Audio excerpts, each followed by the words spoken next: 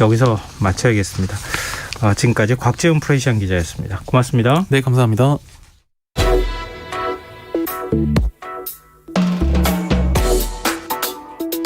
더 나은 내일을 준비하는 시간 KBS 1라디오 김성환의 시사야.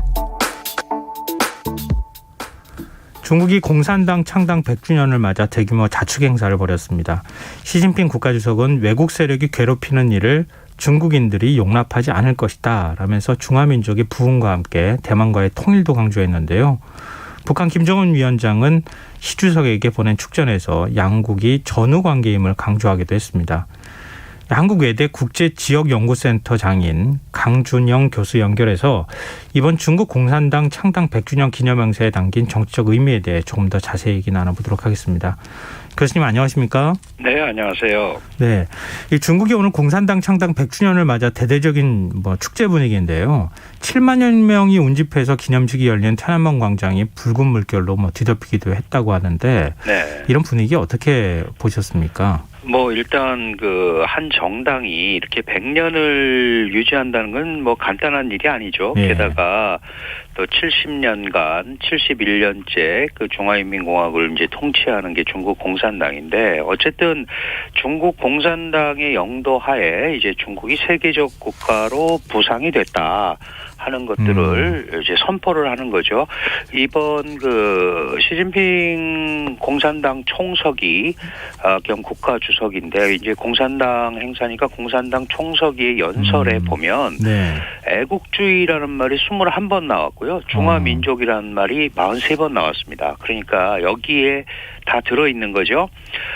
공산당을 중심으로 위대한 중화민족을 영도하는 이 상황에 애국주의로 똘똘 뭉쳐서 이걸 좀 이 위기라든지 이런 걸 넘어가 보고 그다음에 2049년에 중화인민공화국 건국 100주년이 되는 때에는 이 세계적 국가, 세계 최강국, 미국을 지칭하진 않았습니다만은 이 사회주의 현대화 강국을 건설하겠다 하는 그런 선언을 하는 그런 자리가 아닌가 이렇게 볼 수 있을 것 같습니다.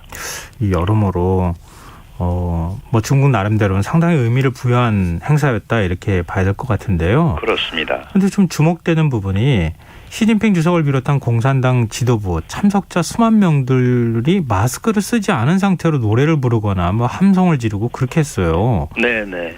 이 코로나19 사태 이후에는 이런 모습을 보기 어려웠지 않습니까? 이게 그렇죠. 의도한 겁니까?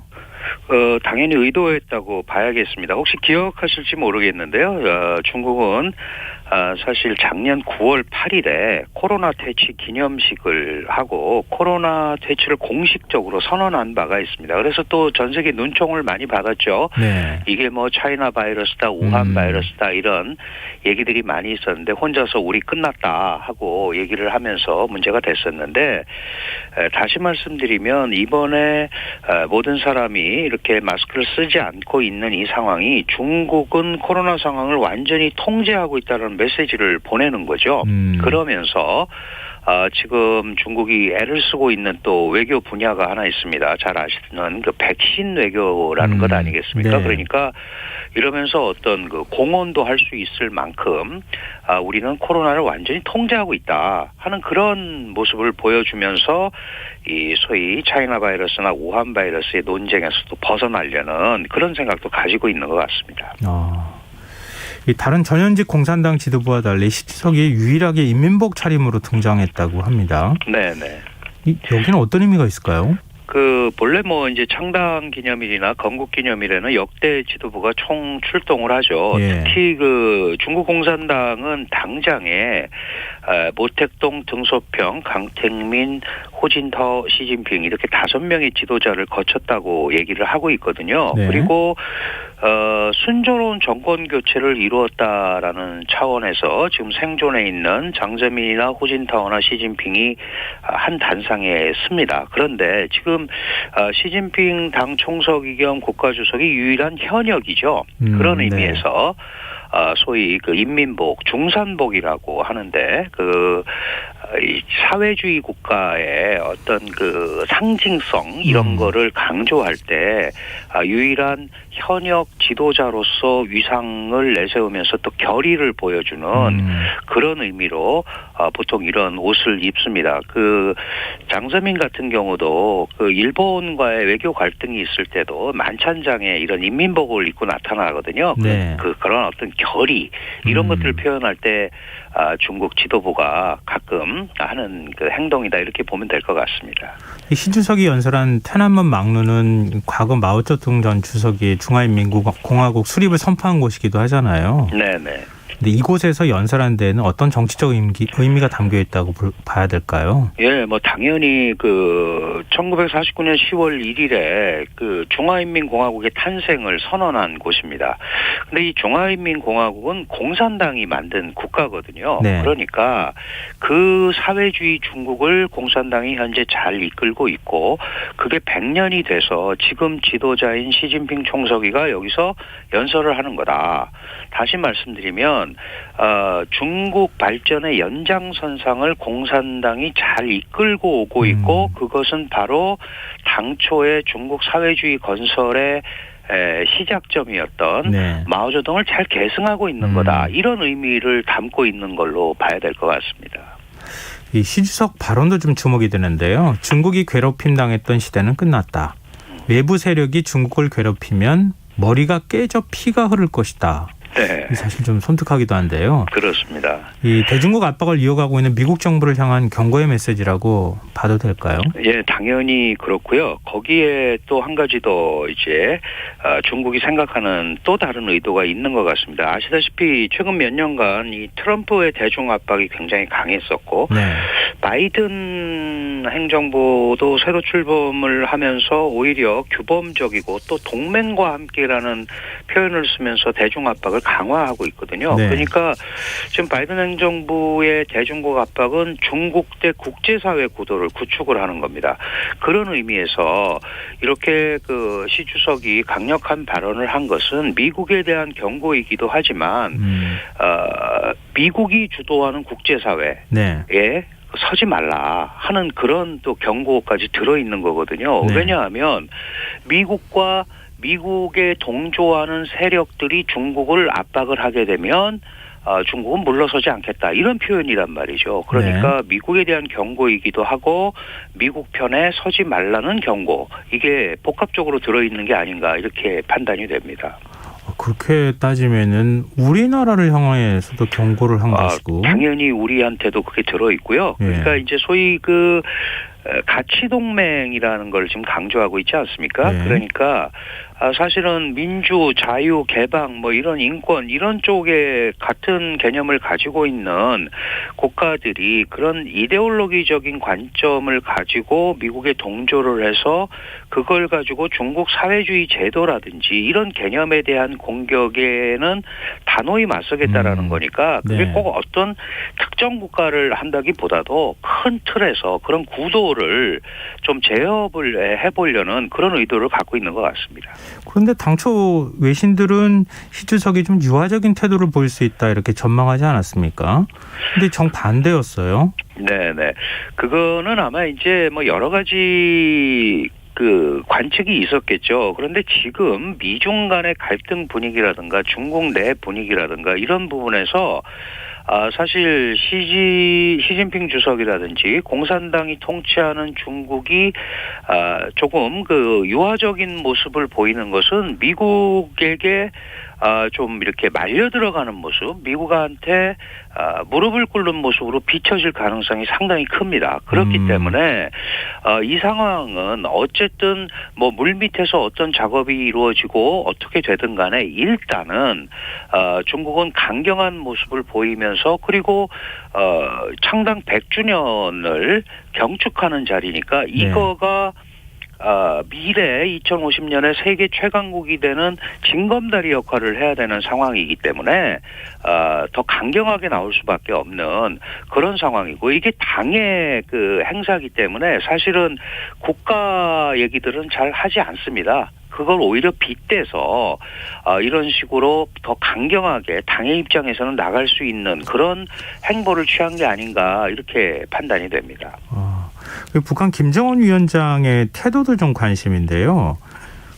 시 주석에게 100주년 기념 축전 보내고 꽃바구니까지 보냈다고 하는데, 이제 북중 간 이제 공고한 동맹 관계를 과시했다, 혈맹이라고도 얘기를 하는 것으로 알고 있는데.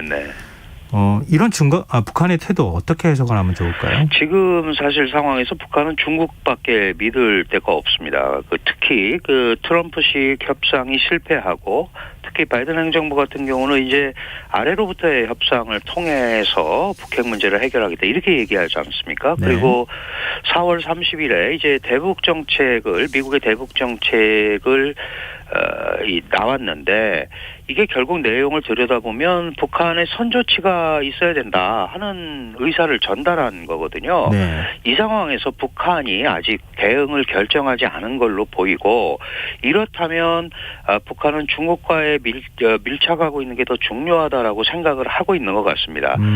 실제로 올해 1월 8일에 북한 노동당 대회에서도 북중 친선을 계속 강조했고요. 이건 갑자기 나온 건 아니고 2017년부터 18년 걸쳐서 5차례 북중 정상회담이 있었는데요. 그때마다 4가지 부분에 대한 확인을 계속했습니다. 예를 들면 북한과 중국은 피로 맺어진 친선관계다, 혈맹이라는 표현을 쓰지 않고 과거 피로 이루어졌던 친선관계라는 표현을 썼고요. 북한과 중국은 운명 공동체다, 그리고 동일 참모부다. 이 전쟁이나 이런 거 하면 벙커를 같이 쓴다는 말이거든요. 합동 작전을 한다라는 뜻이고, 중국은 북한 사회주의에 대해서 불변의 지지를 보낸다라는 걸 사실 2017년부터 계속 강조해 왔기 때문에, 이 대목에서 북한은 지금 미국의 대북 정책이 완전히 나오지 않고 공을 북한한테 던진 상황에서는 북한은 대중 밀착을 할 수밖에 없는 그런 상황이다, 이렇게 보는 게 맞을 것 같습니다. 이렇게 되면 한반도 비핵화를 위한 대화가 다시 시작되는 게 더 어려운 거 아닙니까? 쉽지 않다고 봅니다. 왜냐하면 북한으로서는 이 대북 제재가 풀리는 게 1번인데, 그거를 지금 미국이 선조치가 없으면 해줄 생각이 별로 없다라는 걸 밝혔거든요. 그렇다면 북미 관계도 여의치 않고, 이런 상황이라면 북한과 중국이 오히려 밀착해서 이 핵 문제나 이런 부분에 대한 의도된 조율이 나올 가능성이 있다. 무슨 말씀이냐 하면, 중국도 북한이 핵을 갖고 있는 건 부담스럽지만 북한 핵이 전략적으로 고동될 수 있다면 의도된 조율을 할 가능성이 있단 말이죠. 그렇다면 이 한반도 비핵화 문제는 보다 더 장기화할 가능성도 충분히 있다, 이렇게 봐야 될 것 같습니다. 그러니까 북중 관계가 이렇게 좀 더 끈끈해지면 백신이나 식량 지원 이런 걸 중국 정부에 요청할 가능성은 없을까요? 지금도 사실 민생이라는 이름으로 상당 부분의 지원이 이루어지고 있는 걸로 알고 있고요. 사실 코로나 바이러스 진단 키트 같은 것도 계속 중국이 공급을 하고 있는 걸로 알려져 있습니다. 근데 이제 이런 것도 북한 정권의 체면이 있으니까 공식적으로는 잘 하지 않을 겁니다. 그러나 이제 중국이 북한을 전략적 자산으로 활용을 하려면 최소한의 민생이라는 이름을 걸고 코로나 방역이라든지 식량 지원이라든지 이런 것들은 백신 제공이라든지 충분히 가능할 수 있다. 그것도 인도주의라는 이름에서는 얼마든지 제공이 가능하기 때문에 물밑에서는 그런 작업이 계속 이루어질 걸로 판단이 됩니다. 근데 그런 거 하면 청와대는 지금 이제 창당 100주년 기념식에 별도의 축전을 보내지 않기로 했거든요. 네네. 근데 왜 우리 정부가 이런 태도를 취했을까요? 사실 이거는 중국 공산당 창당 기념일이기 때문에 국가가 축전을 보내는 축하는 할 수 있지만 그다지 격에 맞지는 않습니다. 이게 왜냐하면 어쨌든 공산당은 당 차원의 행사고요. 문재인 대통령이 연초에 당 100주년을 이미 축하를 했기 때문에 다시 뭐 그렇게 할 필요는 없다. 예를 들어서 한국의 어떤 정당이 오래됐다고 그래서 다른 국가가 정당을 축하하는 국가 차원의 이런 행동은 하지 않거든요. 그래서 그거는 저는 오히려 괜찮은 걸로 판단을 하고 있습니다. 아, 그럼 뭐 관계가 틀어지거나 뭐 이런 문제는 아니군요. 네, 네. 그건 다른 형태로든 네. 얼마든지 할 수 있으니까요. 네, 알겠습니다. 오늘 늦은 시간 인터뷰해 주셔서 고맙습니다. 네, 감사합니다. 예, 지금까지 한국외대 국제지역연구센터장인 강준영 교수였습니다. KBS 라디오 김성환의 시사야 1부 순서는 여기서 마무리하겠습니다. 2부에서는 사건, 사고 뉴스 등을 살펴보는 밤참 뉴스 그리고 호피디의 언박싱 순서로 찾아뵙겠습니다. 전 11시 전과 2부에 다시 찾아오겠습니다.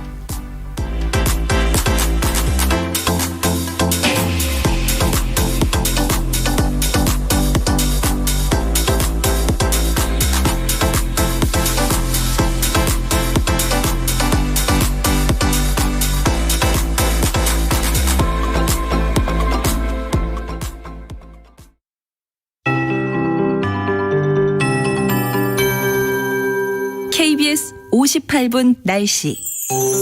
현재 수도권 내륙과 광주 전남 등지에 폭염주의보가 발효 중입니다. 오늘 저녁까지 경기 동부와 강원 내륙 산지, 충북 북부, 경북 북부 내륙과 전남권 내륙에 곳에 따라 5에서 30mm의 소나기가 오겠습니다.